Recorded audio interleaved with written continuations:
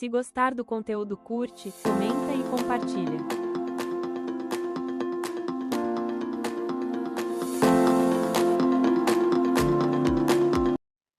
Graça e paz, bem-vindos ao canal Manancial de Águas Vivas. Vamos para mais um estudo. Hoje eu quero trazer para vocês o panorama bíblico do livro de Isaías. Amém? Então, o livro de Isaías, ele vem falar para nós sobre salvação.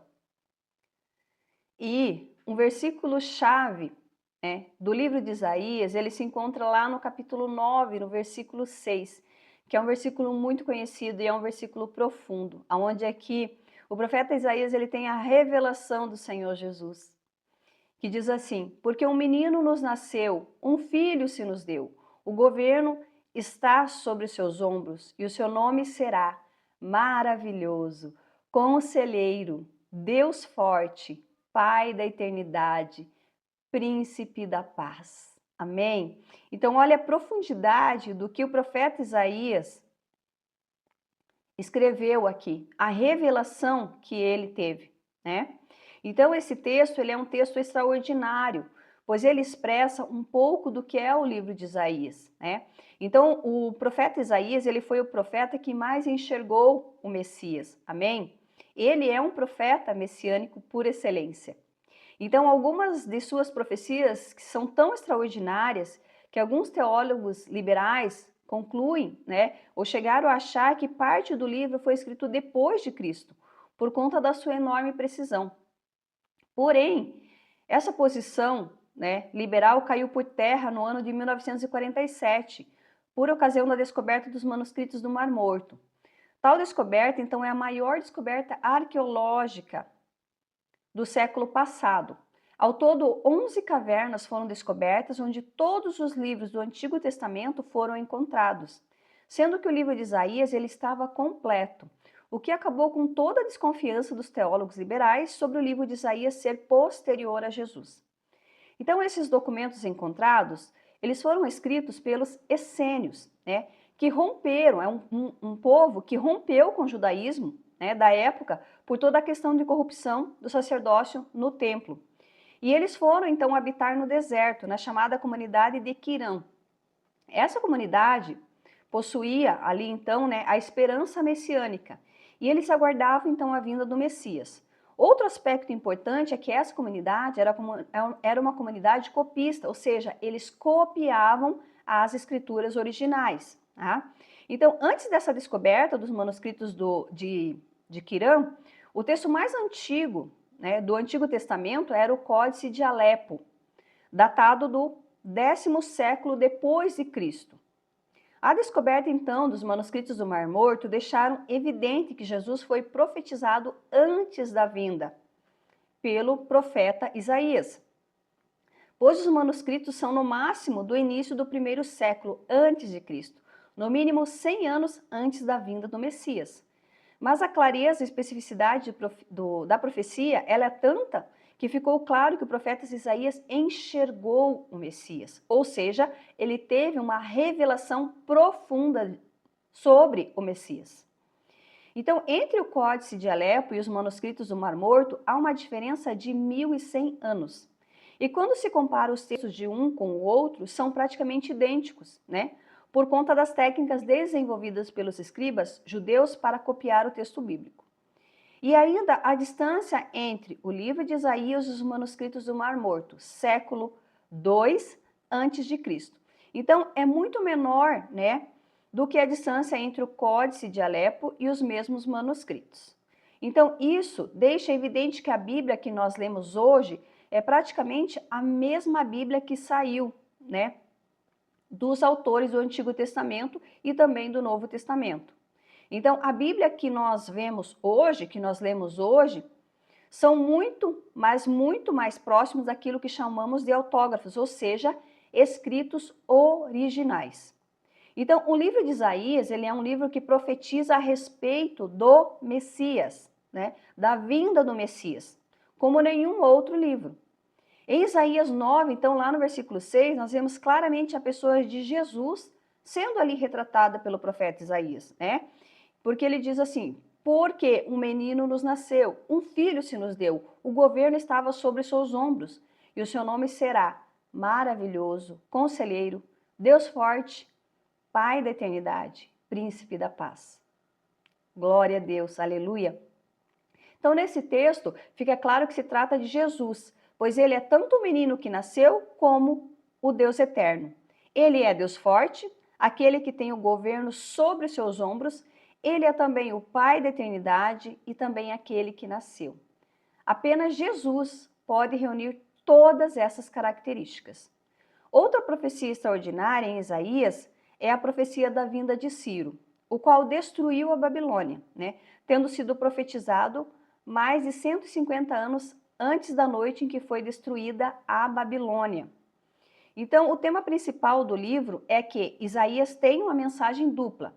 Primeiro, de condenação, nos primeiros 39 capítulos, por causa, ou por conta do coração dividido do povo de Israel, que se afastava de Deus e voltava apenas quando algo ruim acontecia. E depois, uma mensagem de consolação e esperança para a nação de Israel, do capítulo 40 até o capítulo 66.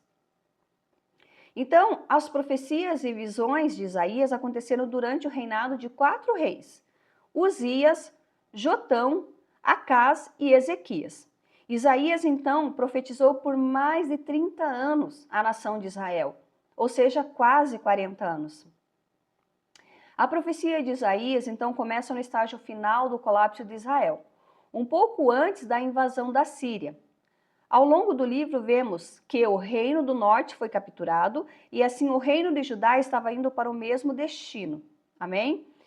Então, só explicar um pouquinho aqui o que era o reino do norte e o reino do sul. Então, com a morte de Salomão, o seu filho Roboão assumiu o trono, assumiu o reinado. Só que ele começou a impor impostos, sobre o povo, e o povo ali ficou muito revoltado. Com isso, houve a divisão das tribos. 10 tribos foram para o norte juntamente com Jeroboão e o conclamaram rei. Então, passou a ter o reinado de Jeroboão, que passou a reinar sobre as 10 tribos. E no reino do sul ficou 2 tribos apenas, Judá e Benjamim.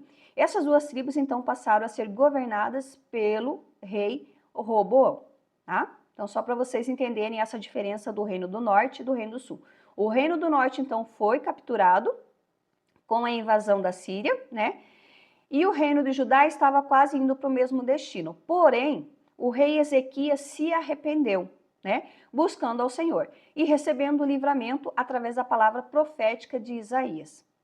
Isaías, então, também, profetizou o julgamento de Deus sobre Judá, que aconteceu mais para frente com a queda de Judá diante da Babilônia, mas também profetiza o juízo de Deus para com as outras nações. Isaías profetizou, então, que naquele momento houve livramento, mas no futuro eles seriam julgados, caindo na mão da Babilônia. Mas na segunda parte, então, Isaías também consolou o povo com uma mensagem de esperança e de futura restauração. Amém? O autor e a data do livro de Isaías. Então, não há dúvida, dentro da linha mais ortodoxa da teologia, que Isaías é o autor do livro. Alguns teóricos liberais vão dizer que há 2 livros diferentes.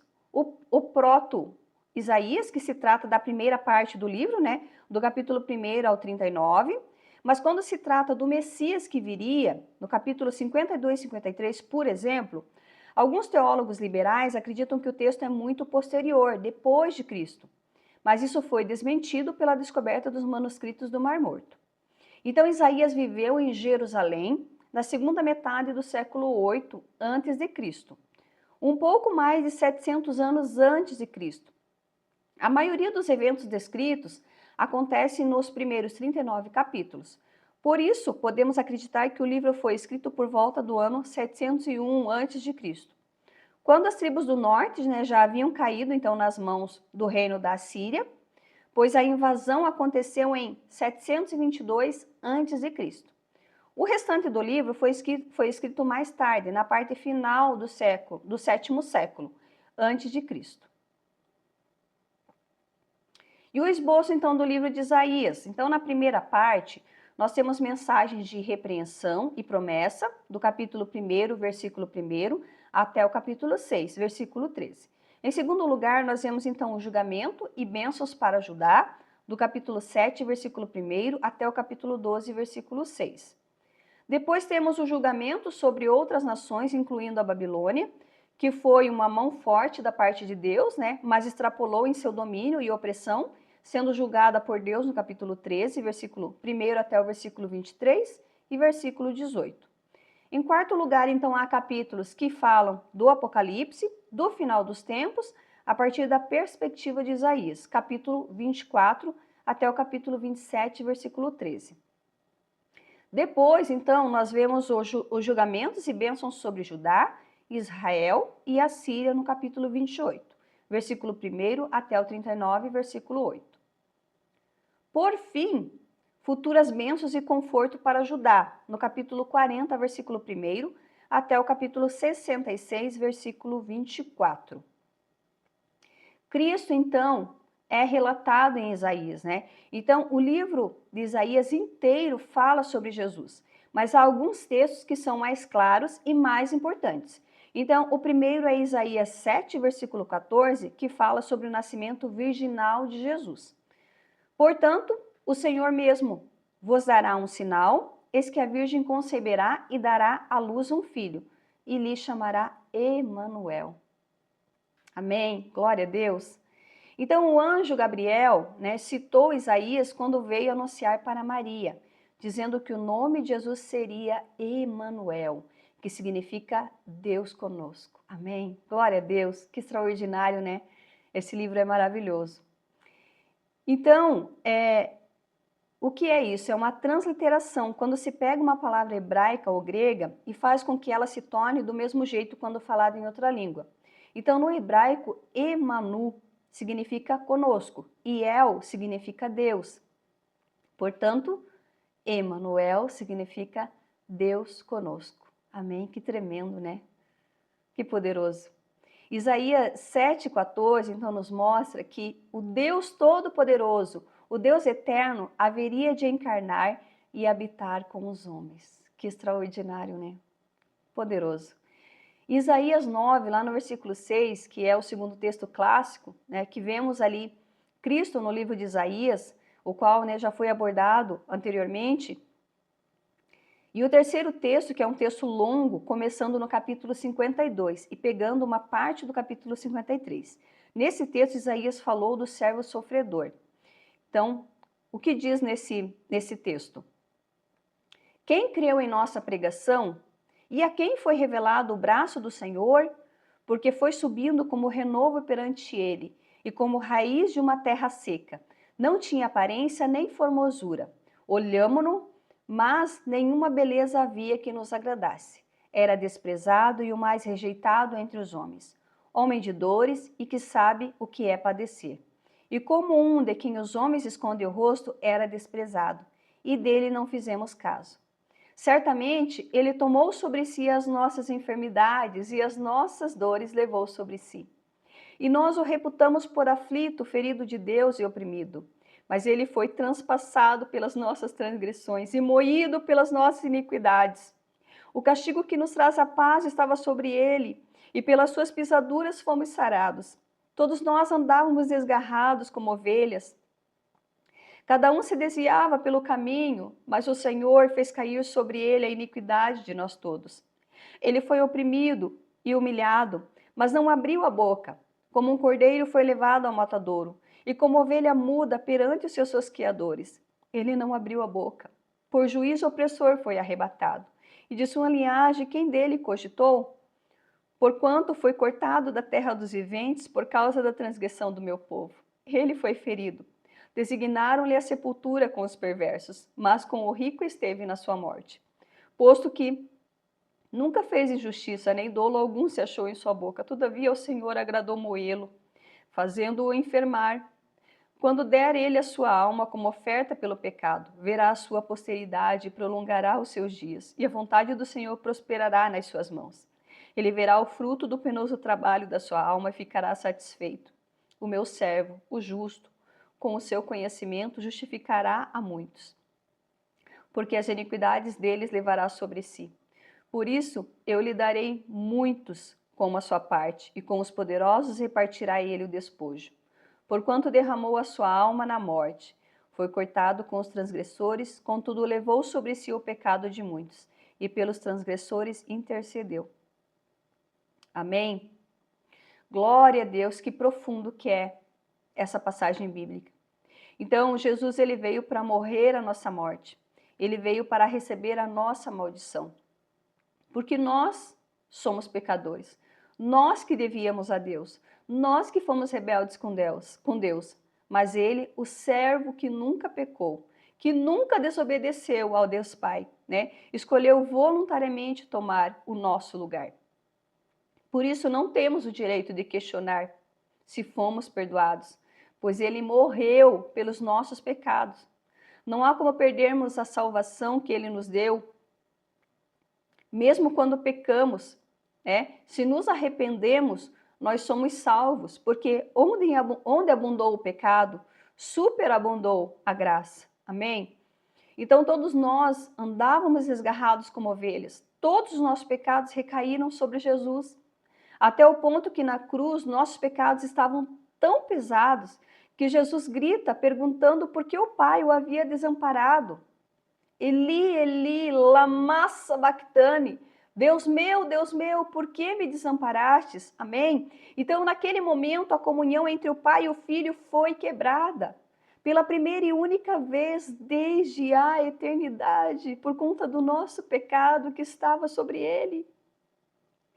Oh, meu Deus do céu, aleluia, glória a Deus, que extraordinário. Olha o grande sacrifício que Deus fez pelas nossas vidas. Então, Deus se fez filho do homem, né? Para que nós pudéssemos ser feitos filhos de Deus. Jesus se fez maldito para que fôssemos abençoados. Jesus morreu por conta dos nossos pecados, por causa dos nossos pecados. Amém? Jesus venceu a morte, ressuscitou e hoje nós somos a sua posteridade. Todo aquele que nele crê. Amém? Hoje nós temos o direito de sermos chamados de filhos. Como está lá em Romanos, que fomos justificados pela fé. Nós somos frutos do trabalho penoso de Jesus. Somos um presente de Deus para Jesus. Somos o despojo que Deus deu para o seu Filho. Amém? Jesus, então, é o servo sofredor, profetizado e visto por Isaías. As profecias mais claras que temos sobre Jesus no Antigo Testamento foram escritas por Isaías. Ele viu o Messias, ele viu o Salvador, ele viu o Senhor dos Senhores, o Rei dos Reis. Amém? Glória a Deus! Então, nós devemos estudar com profundidade o livro do profeta Isaías, entende? Porque é o livro das profecias, amém? Maravilhosas que vêm encorajar a nossa fé. E são um instrumento poderoso para o evangelismo, para evangelizarmos, amém? É extraordinário esse livro, a profundidade da revelação que Deus deu ao profeta Isaías. É algo muito profundo, amém? É algo que não tem como a gente não sentir, não perceber, né? A vida que flui através dessa palavra que é trazida pelo profeta Isaías, a profundidade desse livro, extraordinária, onde esse homem trouxe a revelação do Messias, de Emanuel, do Senhor Jesus, que viria, amém? Glória a Deus, para cumprir o propósito pelas nossas vidas, para pagar pelos nossos pecados. Aqui, Isaías teve toda a revelação desde o nascimento de Jesus até a cruz, até a crucificação. Amém? Então é algo extraordinário. Esse livro é poderoso, é maravilhoso. Eu te incentivo verdadeiramente a se aprofundar, a estudar sobre o livro de Isaías. Quão tremendo e profundo e extraordinário é esse livro. Amém?